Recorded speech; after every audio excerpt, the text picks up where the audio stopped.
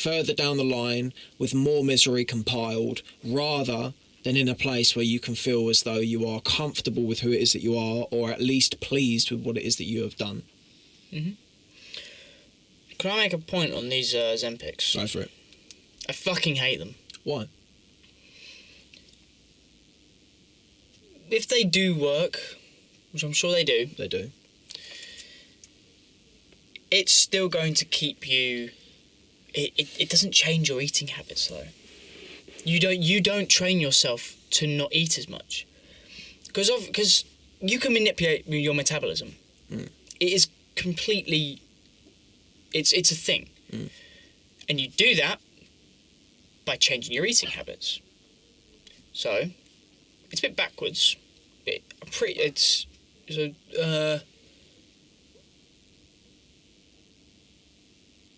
can't remember which way it is now. Never mind. But, like, I would much rather, if I were losing weight, I would much rather do it properly to help learn discipline, to help gain more discipline, to understand what my body needs on a day-to-day basis to still lose weight while also still keeping energized and nutritioned, rather than just taking some pills. Because if you take this pill and you lose the weight, you're still going to go back to the poor eating habits. Yeah, and the health implications are still at play. Yeah, because if you're eating shit food, that's not good for you. Yeah, like you're still going to have heart attacks. You can still get bowel cancer from having too much processed meat. Like, you don't learn anything. Yeah, and I think that's a massive part of this. Go into that. Like, yeah, these Ozempics are like somewhat new, aren't they? Yeah, very new. So like no one knows the main side effects of them. New side effects can be developing from them like all the time.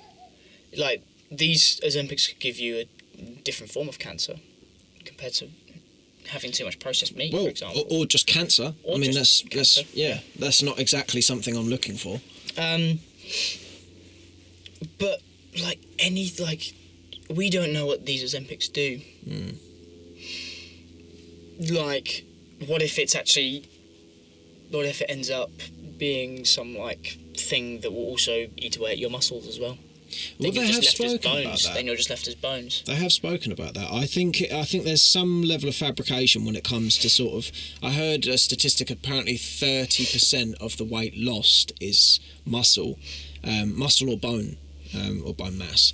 And I think that has since been debunked. But you're totally right. There's certainly a landscape here where you don't actually know what is being lost. You don't know whether there's some vitality that is being lost here. And I think as well, on the mental aspect, I would say there's a saying that I love when it comes to points like this. There's no such thing as a free meal. No. Which ironically is perfectly at play here. Mm-hmm. But essentially means you don't...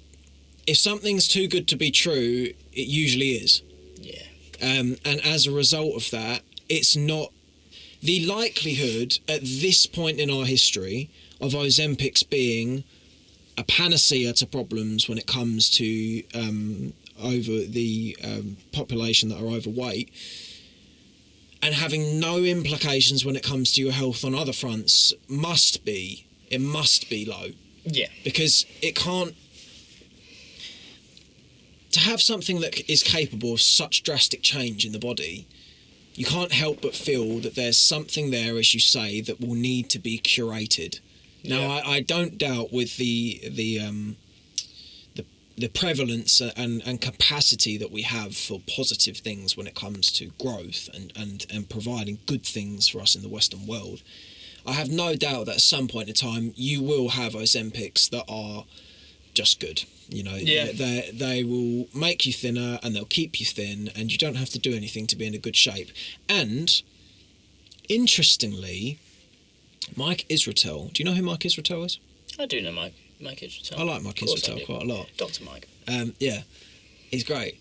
And he made a good point of this that really flipped my perspective actually on Ozempics, of how he'd actually quite like a world where everyone can be fit and not have to do anything for it.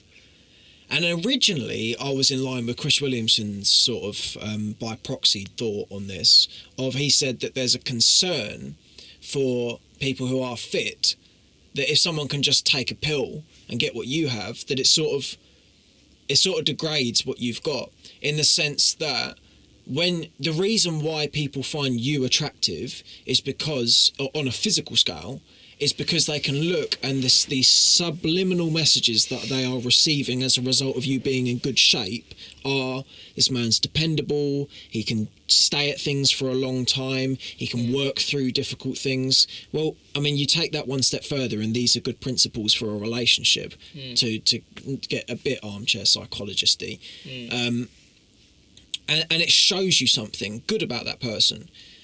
All of a sudden, there is a spanner of curiosity or sort of apprehension put into the works when you think, did you spend 3 years making this body, or did you take a pill?